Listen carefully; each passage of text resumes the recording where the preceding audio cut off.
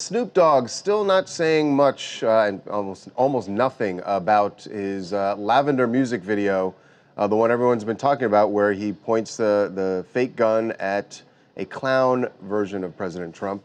But plenty of supporters for him. In fact, the latest we got is Common, and he has some pretty specific examples. Says that, you know, what Snoop, he doesn't have a problem with it at all. And he says, in fact, this is just what hip hop does. And that it's been going on for years, so people shouldn't be all up in arms about Snoop Dogg. Do you think this some kind of attention like this brings bad news for hip hop? You think no, hip hop always been about, you know, freedom of expression. That's one of the most powerful things. Hip hop has been like a voice for so many people. If you go think about the days of Public Enemy and you fast forward to Kendrick Lamar, like hip hop artists have always been speaking up and saying what they feel. And like if it's a president they don't like, if it's a politician they don't like. I was just listening to KRS and he was talking about Clarence Thomas back then. It was like if you didn't like what was going on, you speak up, and that's right. You know, we're entitled to do that as people. He's got a good point, you know, and it's funny, as he said that, as he talked about Public Enemy and KRS-One, and even Kendrick Lamar does it now, but all those things came back to me. I was like, you know what? He's right. Well, like, he's right with an asterisk, because there was some imagery in old Public Enemy music videos that was absolutely violent. I can't recall if there was an image of the president and a gun to his head. See, it's what makes it a little bit different. And again, you know, there are some people who feel like if this were Obama, it would not be tolerated. And, you know, to me, both are wrong. But, you know, when you ask people in the hip hop community, they are somewhat divided on that issue, on whether it's the same thing or different. They really are a little bit divided. Yeah, I'm just saying, like, I remember, what's the Public Enemy, By the Time I Get to Arizona? Oh yeah, that was specifically about you know, when Arizona was up in arms about the whole Martin Luther King birthday, thing. Yeah, right? and it was about the governor of Arizona at that point. I think was and I think the imagery was bombing the governor's I mean, mansion obviously, or something. if you know anything about PE, they had all kinds of lyrics, and they were a revolutionary rap group. So that's kind of what they did. And in that same vein, you know, people are doing these things now. Once again, I will say it.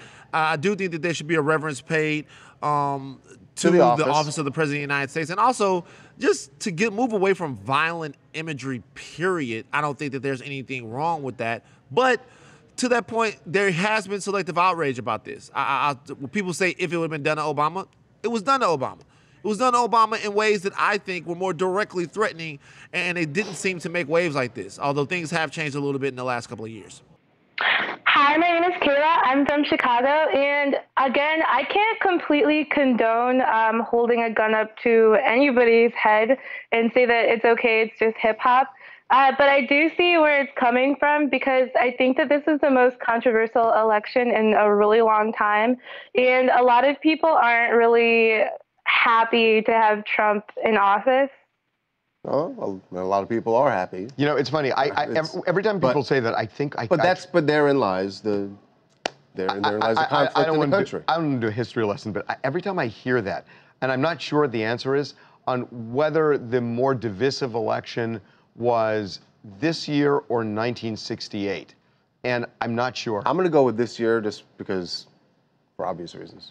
I don't have a lot of memories about it. I'm just telling you, in the middle of the Vietnam War, after Martin Luther King's death, Robert Kennedy's death, the Chicago Convention, this raging war and this craziness in America, and Richard Nixon got elected, it was a bad time. By the way, Bow Wow weighed in on this also, and some people think that maybe this was the defense of Snoop that went too far, because there's sort of an unwritten rule where you leave women and children out of it, but Bow Wow threatened to pimp out Melania if Donald Trump doesn't stop talking about Snoop Dogg. Just real quick, just notice to Bow Wow, just a real quick message to Bow Wow, stop helping, bro.